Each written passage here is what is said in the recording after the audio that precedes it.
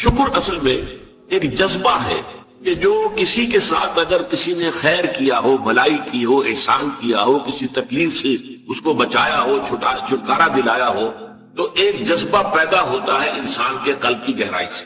اب اسے جذبہ تشکر کہیں گے، جذبہ امتنان کہیں گے. یہ قلب کی گہرائی سے ابھرتا ہے اور پھر زبان پر بھی آتا ہے آپ کا شکریہ، میں آپ کا شکریہ ادا کرتا ہوں. یہ شکر جو ہے در حقیقت یہ فطرت کی صحت کی علامت ہے. اگر فطرت صحیح ہے تو شکر لازماً ہوگا، اور اگر شکر نہیں ہے تو معلوم ہوا کہ فطرت مست ہو چکی. آپ کے ساتھ کسی نے بھلائی کی اور آپ کے اندر یہ جذبہ بھی پیدا نہیں ہوا.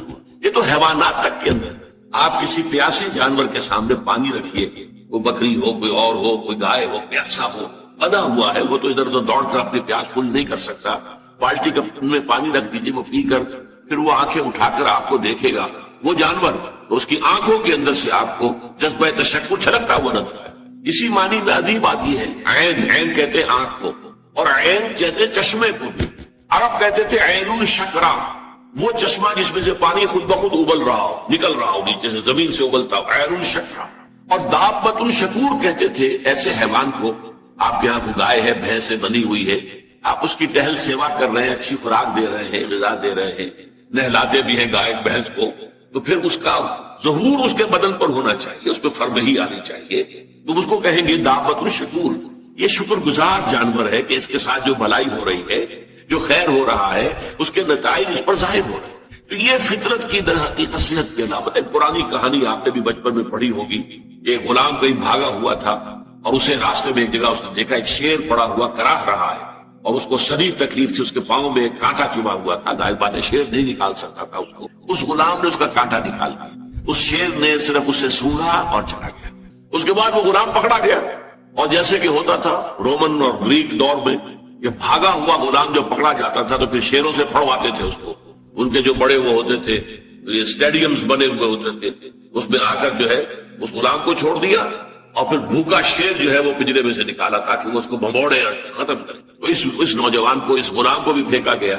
اس کے بعد جو شیر کا پنجرا کھولا تو شیر آیا، اس نے سونگا اور اس کو چھوڑ کر علیحدہ بیٹھ گیا. لوگ حیران ہوئے. معلومہ یہ وہی شیر تھا کہ جس کے پاؤں سے کانٹا نکالا تھا اس غلام نے، جبکہ وہ بھاگا پھر رہا تھا، چھپتا پھر رہا تھا جنگلوں میں. پر یہ شے سمجھ لیجئے کہ شکر جو ہے در حقیقت یہ فطرت کی صحت کی علامت ہے. یہاں تک فرمایا حضور نے من لم یشکر الناس لا یشکر اللہ. یہ شکر ایسی شے ہے جو انسانوں کا شکر گزار نہیں ہے، وہ کبھی اللہ کا شکر گزار بھی نہیں ہو سکتی. فطرت مست ہو چکی ہے. کسی نے آپ کے ساتھ بھلائی کی اور آپ کے اندر سے وہ جذبہ تشکر ابھرا ہی نہیں، معلوم ہوا فطرت کے سوتے خشک ہو چکے. وہ کنواں جس کے اندر لانے والے پانی کے سوتے خشک ہو چکے، پانی کہاں رہے گا اس میں؟ تو خالی کنواں ہے. تمہاری بھی فطرت جو ہے خالی ہو چکی ہے، اور تمہارے اندر وہ جو جذبہ تشکر موجود نہیں ہے، تو گویا کہ فطرت کے سوتے خشک ہو چکے. اب اصل بات کیا ہے اس فطرت کے بعد؟ اصل منعم کو پہچانا. اب دیکھیے اس کو بھی ذرا غور سے سنیے میری بات کو. بچپن میں ہر بچہ یہ سمجھتا ہے کہ میرے حفاظت کرنے والے، میری ضروریات پوری کرنے والے، میری تکلیف پر تڑپ اٹھنے والے میرے والدین. اس سے آگے کا اسے بھی پتہ نہیں ہے، احساس نہیں ہے.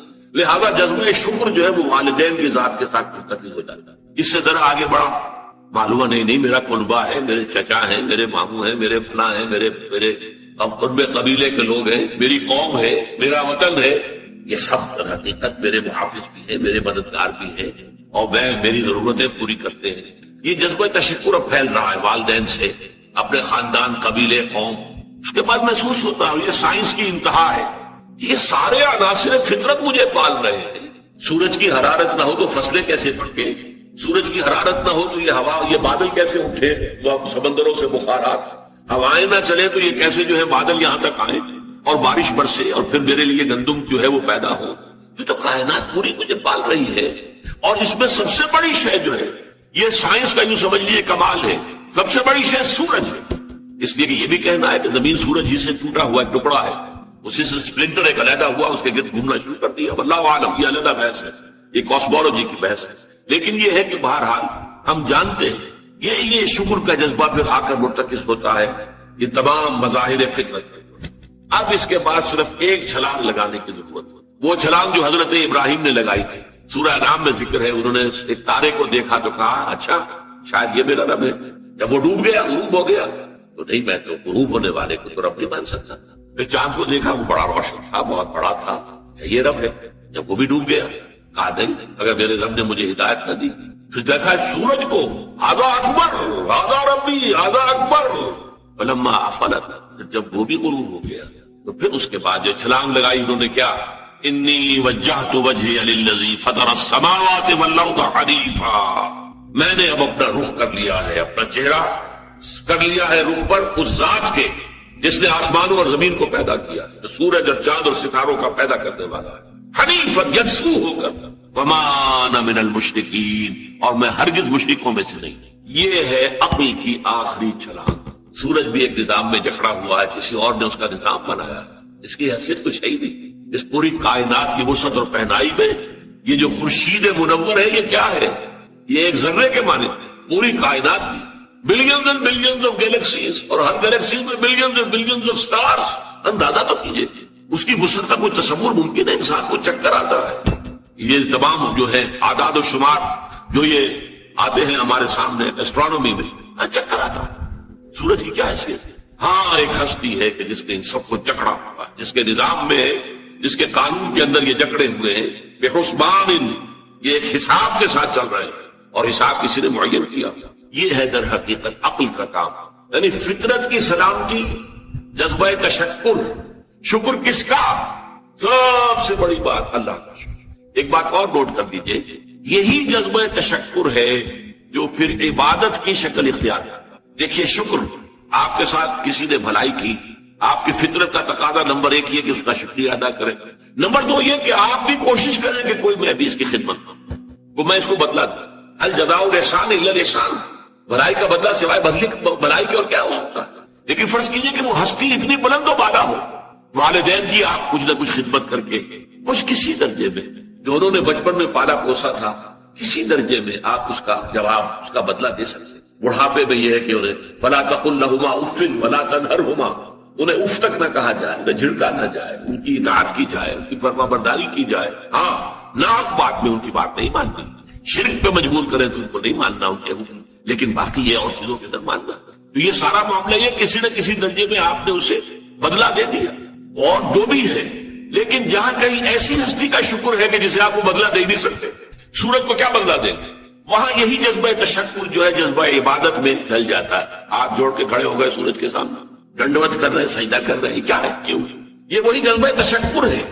اس سورج ہی سے ہمارا سارا نظام چل رہا ہے، میرا پورا وجود یہ در حقیقت اسی کے ذریعے سے اس کی ساری ضرورتیں اور سارے تقاضے پورے ہو رہے ہیں. یہی جذبہ تشکر ہے جو جذبہ عبادت کی شکل اختیار کرتا ہے. اور جب جذبہ تشکر صحیح جگہ جا کر لگ گیا، یعنی جیسے کہ میں مثال بارہا دیتا رہا ہوں کہ اگر آپ کو کسی اونچی فصیل پر چڑھنا ہے اور آپ کے پاس جو ہے وہ ایک کمند ہے، تو پہلے کمند کو آپ پھینکیں گے اونچا. آپ کے بازو میں طاقت ہونی چاہیے. اگر بازو میں طاقت ہی نہیں ہے تو کمند کہیں قریب ہی جا کے اٹک گئی، تو جہاں تک وہ اٹکی ہے وہیں تک چڑھ سکتے ہیں نا، اس سے آگے تو نہیں جا سکتے. تو کمند کو پہنچانا ہے پہلے اونچائی تک. اب دیکھیے اس کو اقبال نے کہا ہے، یزداں بکمند آور، اے ہمت مردانہ، تمہاری کمند یزداں کے ساتھ جا کر جڑے، اللہ کو پہچانو. تمہاری عقل کا جو ہے در حقیقت امتحان یہ ہے کہ اصل منعم حقیقی، اصل محسن حقیقی، اس کے انعامات، اس کے احسانات، اس نے تمہیں پیدا کیا، تمہاری ضرورت کی چیزیں پیدا کی. ان تعدوا نعمت اللہ لا تحصوها، اگر تم اللہ کی نعمتوں کو گننا چاہو کبھی احسان نہیں کر سکتے، کبھی ان کی گنتی نہیں کر سکتے.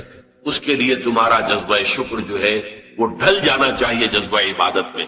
اور یہاں اس رکوع کے اعتبار سے اس کے جو سب سے بڑا مظہر ہے وہ اب آ رہا ہے، وَلَقَدْ آتَيْنَا لُقْمَانَ الْحِكْمَةَ أَنِ اشْكُرْ لِلَّهِ، أَنِ اشْكُرْ لِلَّهِ، گویا کہ حکمت کا تقاضا یہ کہ شکر کا جذبہ اللہ تعالیٰ کی ذات کے ساتھ وابستہ ہو. وَمَنْ يَشْكُرْ فَإِنَّمَا يَشْكُرُ لِنَفْسِهِ، اور جو کوئی شکر کرتا ہے وہ اپنے بھلے کو کرتا ہے. اللہ کا کوئی کام نہیں بنتا اس سے، اللہ کی کوئی ضرورت پوری نہیں ہوتی. وہ ضرورت سے مبرہ ہے، منزہ ہے، اعلیٰ ہے، عرفہ ہے، اس کی کوئی ضرورت نہیں، احتیاج ہے ہی نہیں، وہ محتاج نہیں ہے، وہ تو غنی ہے. تو اس لیے فرمایا من یشکر فانما یشکر لنفسہ. لنفسہ سے مراد کیا ہے؟ اگر آپ کے اندر جذبہ شکر ہے اور وہ جذبہ تشکر جا کر ذات باری تعالیٰ کے ساتھ منسلک اور ملحق بھی ہو گیا ہے، اب آپ کی شخصیت کا ترفع ہوگا، شخصیت ابھرے گی، شخصیت اپجے گی، شخصیت کی ترقی ہوگی. شخصیت میں ترفع پیدا ہوگا، بلندی آئے گی، تعمیر سیرت جسے کہتے ہیں، جسے اقبال تعمیر خودی کہتا ہے۔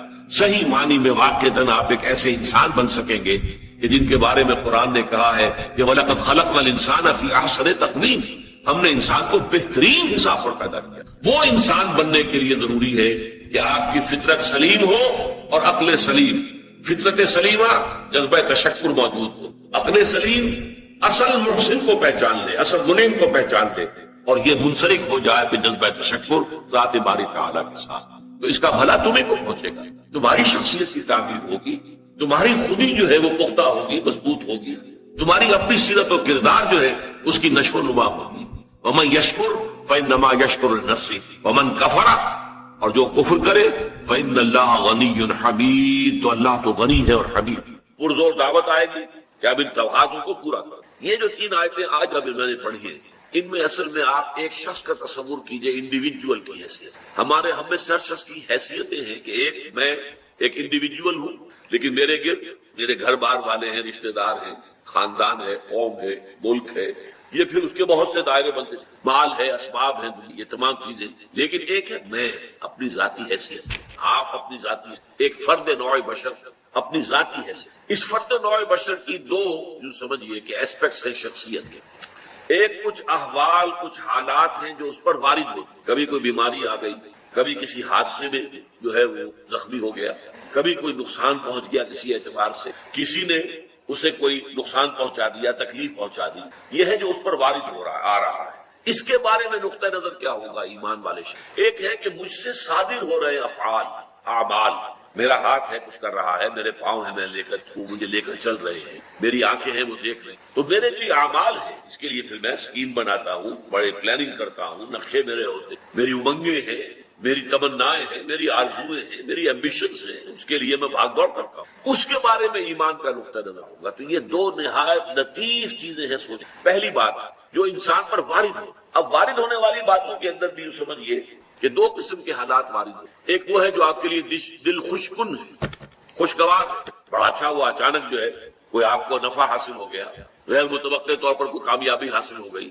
اس سے انسان زیادہ متاثر نہیں ہوتا۔ اگر کیا ہوتا ہے، اگر وہ ظرف کم ہوگا تو پانی چھلکے گا، آپے سے باہر ہو جائے گا، پھولے نہیں سمائے گا خوشی سے، لیکن زیادہ جو تاثر آدمی لیتا ہے وہ تکلیف، مصیبت، کوئی مصیبت آ گئی، کوئی تکلیف آ گئی، کوئی بیماری آ گئی، کوئی حادثہ ہو گیا، کوئی نقصان ہو گیا پڑا، اس پر کیا ہوتا ہے کہ انسان ملول، غمگین، انتہائی مایوس ہو کر رہ جائے۔ پھر یہ کہ جس ذریعے سے وہ آئی ہے، فلاں شخص نے یہ کر دیا، اس کے خلاف دشمنی، نفرت، کینہ، کدورت وہ پیدا ہو جائے۔ یہ تو ہے ایک عام طرز جس کے اندر کے ایمان نہیں، جس میں ایمان ہے اس کی سوچ بالکل، وہ کیا ہے؟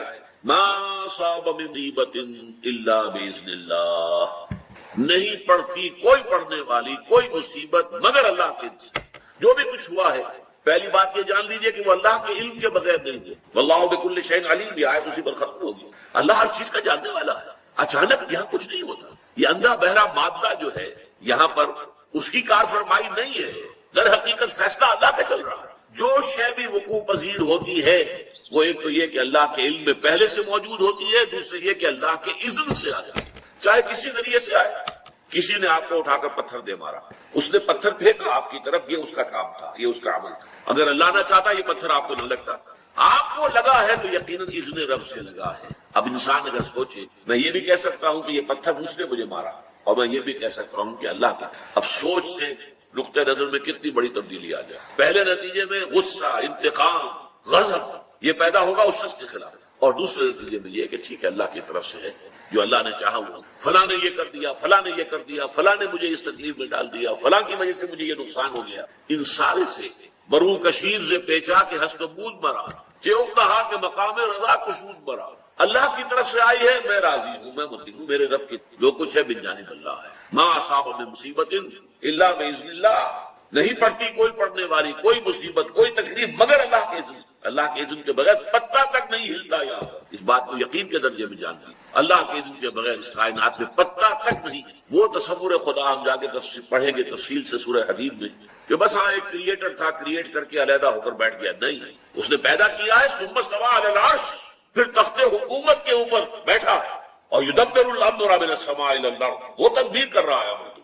وہ فعال وہ ہے، لا فاعل فی الحقیقت الا اللہ، فاعل حقیقی اللہ ہے۔ تو ما اصاب من مصیبت الا باذن اللہ ومن یؤمن باللہ یہد قلبہ، اور جو اللہ پر ایمان رکھتا ہو، یہ ہے وہ ثمرات ایمانی کا تذکرہ، اللہ اس کے دل کو ہدایت دے دیتا ہے۔ ہدایت کس بات کی؟ تسلیم و رضا کی، سر تسلیم خم ہے جو مزاج ہے، اے اللہ میں تیرے لیے تیرے حکم سے یہی تھا کہ میرا بچہ فوت ہو جائے، میں مطمئن نہیں، تو نے دیا تھا، لے لیا، اس پر صدمہ کھائے گا، کوئی اس میں بھی خیر ہوگی، کوئی بھلائی اس میں بھی مضمر ہوگی، ہم نہیں دیکھ سکتے، تو دیکھتا ہے، ہم نہیں جان سکتے، تو جانتا ہے، ہمیں علم نہیں ہے، تجھے علم حاصل ہے، انک تعلم ولا نعلم وتقدر ولا نقدر بیدک الخیر، تیرے ہاتھ میں خیر ہی خیر ہے، جو تیری طرف سے آیا خیر ہے۔ تو یہ جو راضی برضائے رب رہنا ہے، یہ ایمان حقیقی کا ثمرہ اول ہے۔ شکوہ، شکایت، یہ کیوں ہو گیا، یہ کیسے ہو گیا، یہ اس نے کر دیا، یہ اس نے کر دیا، یہ نہیں، اس سب سے انسان نکل جاتا ہے، علیحدہ ہو کر بیٹھ جاتا ہے۔ جیسے کہ ایک چٹان ہوتی ہے کہ آندھی چل رہی ہے اور تیز جھکڑ آ رہا ہے، چٹان کو کوئی پرواہ نہیں ہے، اس کی اپنی شخصیت جو ہے، اس کے اندر اس کا قلب جو ہے مطمئن ہے، یا ایھا النفس المطمئنہ ارجعی الی ربک راضیۃ، جو آیا جو گیا، جو ملا جو چھن گیا، کامیابی ہو گئی ناکامی ہو گئی، ٹھیک ہے، دنیا کے اندر اونچ نیچ چلتی رہتی ہے، لیکن انسان کی اندرونی شخصیت جو ہے متاثر نہ ہو۔ یہ نہ ہو کہ ذرا کچھ مل گیا ہے تو پھولے نہیں سما رہے، اور ذرا کو ہاتھ سے کوئی چیز نکل گئی ہے تو اس کے اوپر انتہائی صدمے کی کیفیت۔ قرآن مجید میں اس کو بیان کیا گیا ہے بہت تفصیل سے۔ عام طور پر جو انسان غافل ہے، جس کے پاس ایمان نہیں ہے، اس کا حال کیا ہوگا؟ سورہ بنی اسرائیل کی آیت نمبر 83 سنا رہا ہوں آپ کو۔ وَإِذَا أَنْعَمْنَا عَلَى الْإِنسَانِ أَعْرَضَ وَنَأَىٰ بِجَانِبِهِ، جب ہم انسان پر نعمتیں اپنی نازل کرتے ہیں، اعراض کرتا ہے، رخ موڑ لیتا ہے، ہماری طرف سے بے توجہی کرتا ہے۔ وَإِذَا أَنْعَمْنَا عَلَى الْإِنسَانِ أَعْرَضَ وَنَأَىٰ بِجَانِبِهِ وَإِذَا مَسَّهُ الشَّرُّ كَانَ يَئُوسًا، اور جب کوئی تکلیف پہنچی تو مایوس ہو کر رہ جاتا۔ یہ دو انتہائیں بندہ مومن کی، نعمت آئی ہے، تکلیف آئی ہے، سب اللہ کی طرف، یہ بھی اللہ کی طرف سے، یہ بھی اللہ کی طرف سے آزمائش، یہ بھی اللہ کی طرف سے آزمائش۔ سورہ شورى میں فرمایا وَإِنَّا إِذَا أَذَقْنَا الْإِنسَانَ مِنَّا رَحْمَةً فَرِحَ بِهَا، ہمارا معاملہ یہ ہے انسانوں کا کہ جب ہم اسے اپنی رحمت کا مزہ چکھاتے ہیں تو پھر فرح بها، بڑا جو ہے خوش ہو۔ لیکن یہ فرح کا لفظ قرآن مجید میں اچھے سنس میں نہیں آتا، خوشی میں پھولے نہ سمانا، اب پاؤں زمین پر ٹکی نہیں رہے گا۔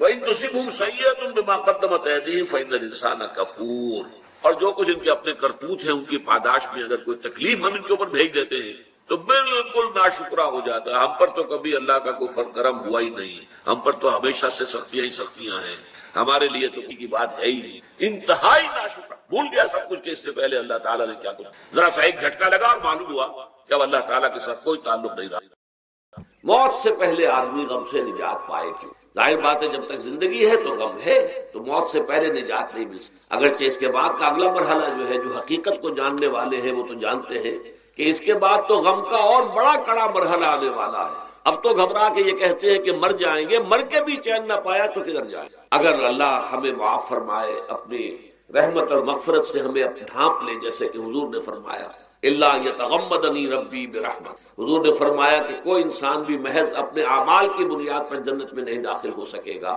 جب تک کہ رحمت خداوندی دستگیری نہ کرے۔ کسی صحابی نے بڑی ہمت کی، بڑے جرأت کا معاملہ کیا، پوچھ لیا کیا حضور آپ بھی؟ ظاہر بات ہے آپ بھی انسان ہیں، آپ بھی بشر ہیں، قرآن مجید میں کہلوایا گیا ہے وَإِنَّمَا أَنَا بَشَرٌ مِثْلُكُمْ۔ تو اگر آپ کہتے ہیں کوئی انسان جنت میں داخل نہیں ہو سکے گا محض اپنے اعمال کی بنیاد پر جب تک کہ رحمت خداوندی دستگیری نہ کرے، تو کیا آپ بھی اس قاعدہ کلیہ میں شامل ہیں؟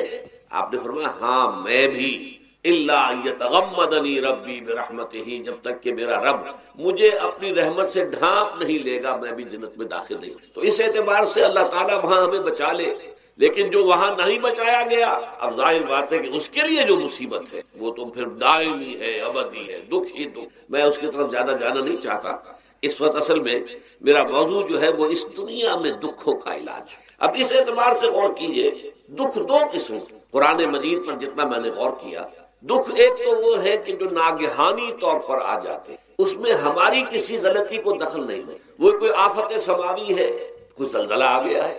ابھی آپ کو معلوم ہے بھوج جو قصبہ تھا گجرات اسٹیٹ کا، انڈیا کا پورا ختم ہو گیا، اس میں بہت سے مسلمان، جب کوئی آفت سماوی آتی ہے تو وہ ظاہر بات ہے کہ پھر سب کے سب لوگ اس کی لپیٹ میں آ جاتے ہیں. زلزلہ آ گیا یا کوئی اور طوفان آ جائے، جیسا کہ کئی مرتبہ آپ نے اخبارات میں پڑھا ہوگا، اس سال امریکہ میں بہت طوفان آئے ہیں، مشرقی ساحل پر بار بار طوفان آئے، وہاں بھی لوگ مرتے ہیں، وہاں بھی چھتیں اڑ جاتی ہیں، وہاں بھی تباہی جو ہے آتی ہے. تو اس حوالے سے ایک تو ہے وہ ناگہانی آفات، آفت ارضی ہو یا آفت سماوی ہو، زلزلہ ہے یا آفت ارضی ہے، طوفان آ گیا ہے، کوئی سائیکلون آ گیا یا آفت سماوی ہے، یا کوئی آسمان سے بڑا سا پتھر آ جائے. آپ کبھی کبھی اخبارات میں پڑھتے ہوں گے کہ ایک بڑی چٹان پاس سے گزر گئی، بہت بڑی خلائی چٹان جو ہے زمین کے قریب سے ہو کر گزر گئی، زمین بچ گئی، ورنہ اگر وہ زمین سے ٹکرا جاتی تو نہ معلوم کتنا بڑا یہاں پر تباہی کا معاملہ، بڑے بڑے جو ہے شہاب گرتے رہے زمین کے اوپر، بڑی بڑی تباہیاں آتی رہی ماضی. تو ایک تو یہ ہے، اور ان میں بھی تقسیم کیجئے یہ ناگہانی تکلیف، ناگہانی مصیبت، یا کوئی آفت سماوی یا آفت ارضی، اس کی بھی پھر دو قسمیں ہو گئی. ایک وہ کہ جو افراد کو متاثر، انفرادی سطح، آدمی سڑک پر جا رہا تھا، پیچھے سے آ کر کسی گاڑی نے ٹکر ماری، گر گیا، ٹانگ ٹوٹ گئی. اب ظاہر بات ہے کہ اس میں اس کا کوئی قصور نہیں ہے، یہ اللہ تعالیٰ کی طرف سے بات آ گئی ہے. یا یہ کہ کوئی اگر اجتماعی سطح پر آیا، جیسا کہ زلزلہ ہے، یا جیسا کہ کوئی سائیکلون ہے، کوئی بڑا طوفان ہے، بہت بڑے فلڈز آ گئے ہیں. اس وقت بھی موزمبیق میں بہت بڑا فلڈ آیا ہوا ہے، ساؤتھ افریقہ میں، اور افریقہ میں پچھلے سال بھی بہت بڑا فلڈ آیا تھا، بڑی تباہی آ رہا.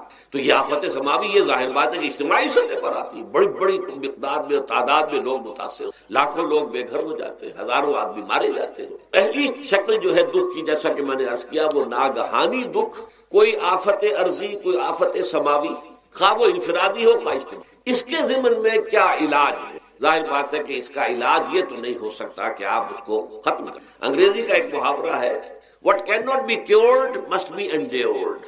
جو چیز جو ہے جس کا علاج نہیں ہو سکتا وہ تو برداشت کرنی پڑے گی. بعض بیماریاں بھی ایسی ہیں، ڈائبٹیز ہو گئی ہے، شوگر کا مرض ہو گیا، ڈاکٹر آپ کو بتائے گا کہ بھائی اب یہ مرض جائے گا نہیں، اب آپ کو اس مرض کے ساتھ ہی اپنے آپ کو ایڈجسٹ کر کے اپنی غذا وغیرہ اس کے مطابق طے کر لیجیے، ورنہ یہ کہ یہ نہ سمجھیے کہ یہ مرض چلا جائے گا. تو what cannot be cured must be endured. لہذا ان آفت سماوی و ارضی، چاہے وہ انفرادی سطح پر متاثر کرتی ہوں انسانوں کو، اور چاہے اجتماعی سطح پر، اس کا تو علاج ایک ہی ہے. عربی میں بھی ایک محاورہ یہ ہے کہ کسی نے پوچھا تھا کہ بچھو کے کاٹے کا کیا علاج ہے؟ البکاء الی الصباح، رات کو اگر کاٹا ہے کسی بچھو نے تو روتے رہو صبح تک، یہ علاج ہے، اس کا اور کوئی علاج ہے ہی نہیں. تو جو چیز لا علاج ہے اسے برداشت کر. گویا کہ یہاں جو اصل شے ہوگی کہ دنیاوی آفات، ارضی و سماوی آفات، ناگہانی آفات، ناگہانی مصیبتیں، ان کے ضمن میں ہمیں ایسی شے کی ضرورت ہے جو ہمارے اندر برداشت پیدا، اس کو جھیلنا آسان بنا، ہم اس کی وجہ سے بجھ کر نہ رہ جائیں، ہماری ہمتیں جواب نہ دے جائیں، ہمارا ارادہ ختم نہ ہو جائے، ہمارا حوصلہ پست نہ ہو جائے، بلکہ برداشت ہو، جھیلنا ہو، تحمل.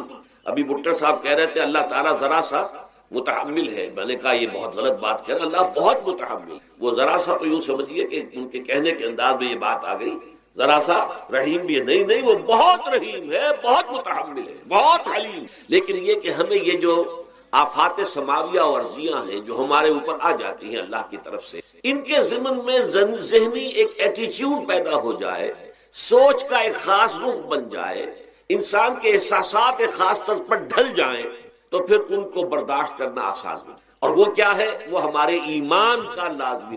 ایمان ہمیں یہ بتاتا ہے کہ کوئی مصیبت زمین میں آتی ہے نہ تمہاری جانوں پر آتی ہے بغیر اذن رب. جو کچھ آ رہا ہے اللہ تعالیٰ کے فیصلے سے آیا ہے. یہ کوئی اندھا بہرا مادہ نہیں ہے، یہ کوئی اندھا بھینسا نہیں ہے کہ اس نے آ کے آپ کو ٹکر مار دی ہے. نہیں، یہ تو سمیع و بصیر، علیم و خبیر اللہ، اور حکیم اور قدیر اللہ کا فیصلہ. لہذا یہ من جانب اللہ ہے، اس کو تم سمجھو کہ اللہ تعالیٰ کی طرف سے ہے. اور جب اللہ کی طرف سے ہے تو سورہ آل عمران میں فرمایا بیدہ الخیر، اس کے ہاتھ میں تو خیر ہی خیر ہے. یعنی بظاہر تمہیں محسوس ہوتا بھی ہو کہ یہ میرے لیے تکلیف دہ بات آ گئی، تو اس کو یوں سمجھو کہ اس کا نتیجہ جو میرے حق میں نکلے گا وہ خیر ہوگا. فوری طور پر تو تکلیف ہے، مجھے اچھی نہیں لگ رہی، ناگوار ہے، لیکن نتیجہ اس کا خیر نکلے گا.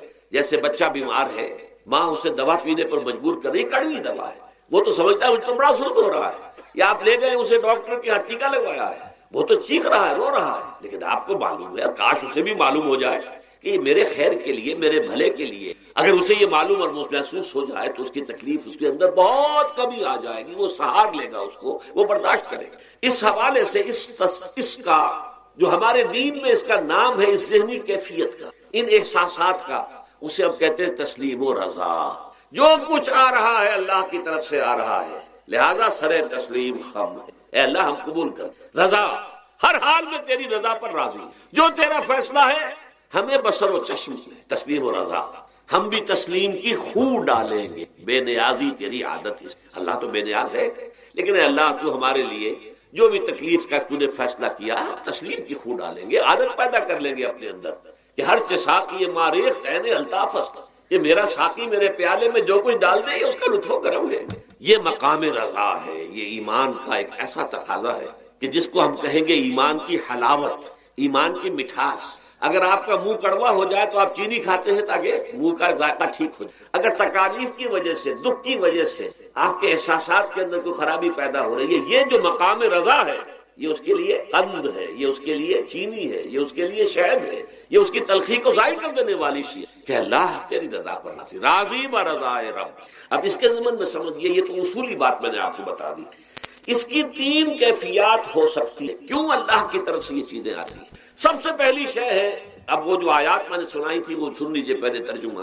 سورہ تغابن میں فرمایا ما صاب من مصیبت الا باذن اللہ، دیکھو کوئی مصیبت تم پر نہیں آ سکتی، نہیں آتی مگر اللہ کے اذن۔ ومن یؤمن باللہ، اور جو شخص اللہ پر ایمان رکھتا ہو یہد قلبہ، اللہ اس کے دل کو ہدایت دے دے، اس کے دل کو سکون عطا کر، وہ راضی برضائے رب ہو، اس میں شکوہ نہیں رہتا، اس میں شکایت نہیں ہو، اس میں تلخی نہیں ہوتی، کیوں ہو گیا، کیسے ہو گیا، کیوں ہو گیا، نہیں ہونا چاہیے، نہیں۔ یہ سارا جو پیچ آدمی کھاتا رہتا ہے نا اندر ہی اندر، وہ جو پیچ کھا رہا ہے، یہ سب پیچ سے نجات نہیں۔ برو کشید سے پیچا کہ ہست بود مرا، چے اقدہا کے مقام رضا کشود مرا۔ یہ پیچ کھانا جو ہے، پیچا کے ہست بود، اس سے اللہ تعالیٰ نے مجھے نجات دے دی ہے مقام رضا کے ذریعے سے۔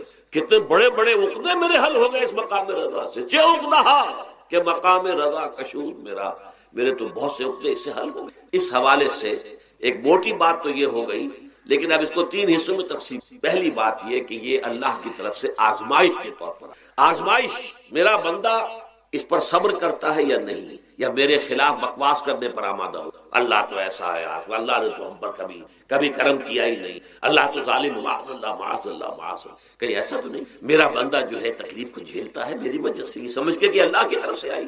یہ صبر جو ہے یہ بہت بڑی کامیابی ہے اگر انسان کو، اور اس صبر کے نتیجے میں دو اور باتیں پیدا ہوتی ہیں۔ یہ مضامین علیحدہ علیحدہ دروس کے اندر آتے رہے ہیں، لیکن آج ایک نئے عنوان کے تحت جمع ہو کر آ رہے ہیں۔ پہلی بات یہ ہوتی ہے کہ یہ امتحان کا نتیجہ کیا نکلتا ہے کہ آپ نے ایک امتحان پاس کیا تو آپ کے اگلے درجے میں ترقی ہو جائے۔ 5ویں کا امتحان پاس کر لیا نا، 6ٹھی میں جائیں گے، اب 6ٹھی کا امتحان پاس کریں گے تو 7ویں میں جائیں گے، 7ویں کا پاس کریں گے تو 8ویں میں۔ درجہ بدرجہ انسان کی دینی، ایمانی اور روحانی ترقی کا ذریعہ یہ آزمائش میں، جتنا اس میں صبر ہوگا، جتنا اس میں تسلیم و رضا جو ہے آپ حاصل کرتے جائیں گے تو آپ کے درجے بلند ہوتے جائیں گے۔ آپ کا امتحان کڑے سے کڑا آئے گا، بڑے سے بڑا آئے گا، مشکل سے مشکل تر آئے گا۔ ایک وقت میں ایم اے کا امتحان بھی آپ کو دینا ہوگا، ایک وقت میں ہو سکتا ہے پی ایچ ڈی کے لیے تھیسس آپ لکھیں، پھر اس کے اوپر جو ہے ٹیم بیٹھی ہوئی اور آپ سے وہ بحث کرے، جرا کرے آپ سے، وہ بھی کرنا ہوگا۔ لیکن یہ کہ اگر پرائمری ہی میں فیل ہو گئے تو اس کا سوال ہی پیدا نہیں ہوتا کہ کبھی آپ ایم اے کا یا پی ایچ ڈی کا تھیسس بھی۔ اور اسی کو دوسرے انداز میں کہا گیا ہے قرآن مجید میں، وَلِيُبْلِيَ الْمُؤْمِنِينَ مِنْهُ بَلَاءً حَسَنًا، اصل میں ابلا کہتے ہیں، بلا یبلو جو ہے عربی زبان میں آتا ہے آزمانا، خلق الموت والحیات لیبلوکم ایکم احسن عملا، یہی معنی ابتلا کے، ابتلا یبتلی آزمانا۔ ابلا یبلی جو آتا ہے باب افعال سے، اس میں آتا ہے کسی کو کسی تکلیف میں ڈال کر اس کو نکھارنا، کہ اس کا جوہر نکھر جائے، اس کے اندر جو خیر ہے وہ اور چمک جائے، لوگوں کو بھی معلوم ہو جائے کہ یہ شخص اس مقام کا اہل ہے، اس کے اندر یہ صلاحیت ہے، اس میں یہ قوت موجود۔ تو یہ گویا کہ اہل ایمان کی صلاحیتوں کو نکھارنے کے لیے اور ان کے درجات کی ترقی کے لیے بھی اللہ تعالیٰ دنیا کے اندر یہ مصیبتیں اور امتحانات جو ہیں آزمائش کے حوالے سے افراد پر بھی، اجتماعی طور پر بھی، اور ایک اس کا اور بھی ہے، اہل ایمان پر اس طرح کے ابتلاء و آزمائش کی ایک نوعیت اور بھی ہے، اور وہ یہ ہے کہ جو بھی آپ سے غیر ارادی طور پر، یا یہ کہ آپ نے کوئی گناہ ارادی طور پر بھی کر لیا، اللہ تعالیٰ اس کی سزا اسی دنیا میں دے کر آخرت کی سزا سے محفوظ کر دیتا ہے۔ گویا کہ اس سے بڑا خیر کیا ہوگا؟ یہاں کی سزا کیا ہے؟ جھیل لی آپ نے، بخار آ گیا، ٹانگ ٹوٹ گئی، چلیے 3 مہینے آپ بستر پر پڑے رہے نا، اور کیا ہوا؟ کچھ نہیں۔ لیکن یہ کہ آخرت کی سزا ملتی، بہت حسین. لہذا کفارہ بناتا ہے اللہ تعالیٰ. ان جو بھی گناہ ہو گئے ہیں، غلطیاں ہو گئی ہیں، ان کا کفارہ اللہ تعالیٰ بندہ مومن کے لیے. حضور کی ایک حدیث ہے، اس کا متن مجھے اس وقت یاد نہیں ہے، کہ مومن کا معاملہ عجیب ہے. اسے کوئی تکلیف پہنچتی ہے صبر کرتا ہے، وہ اس کے گناہوں کا کفارہ بن جاتا ہے. اور اگر کوئی خوبی ملتی ہے تو اللہ تعالیٰ کا شکر ادا کرتا ہے، اس کے درجات بلند ہو جاتے ہیں. تو یہ معاملہ جو ہے اللہ تعالیٰ کی طرف سے بندہ مومن کے حق میں خیر، کہ در حقیقت اس کے ان گناہوں کی پاداش کہ جو اس نے یہاں کر لیے ہیں، یہی دنیا میں دے کر دھو دیا جائے، پاک کر دیا جائے. جیسے آپ کو معلوم ہے دھوبی جو ہے کپڑے کو بھٹی میں چڑھاتا ہے، گرم پانی میں ڈالتا ہے، نہیں ڈالتا، تاکہ اس کا میل نکلے. اس کے آگے پٹکتا بھی ہے ذرا اس کو، تاکہ وہ میل اچھی طرح چھٹ جائے اس سے. اسی طرح اگر دنیا میں ہمارے میل چھٹ جائیں، دنیا میں اگر ہمارے گناہ دھل جائیں، تو یہ بڑے نفع کا سودا ہے، بڑے نفع کا سودا ہے، بڑے نفع کا سودا ہے. اس اعتبار سے آپ غور کیجئے کہ اگر یہ حقائق ہمارے سامنے رہے تو کیا کوئی تکلیف دنیا کی ہمیں بھاری محسوس ہوگی؟ ہمیں تو بتایا یہ گیا ہے کہ عسیٰ ان تکرہوا شیئا وہو خیر لکم.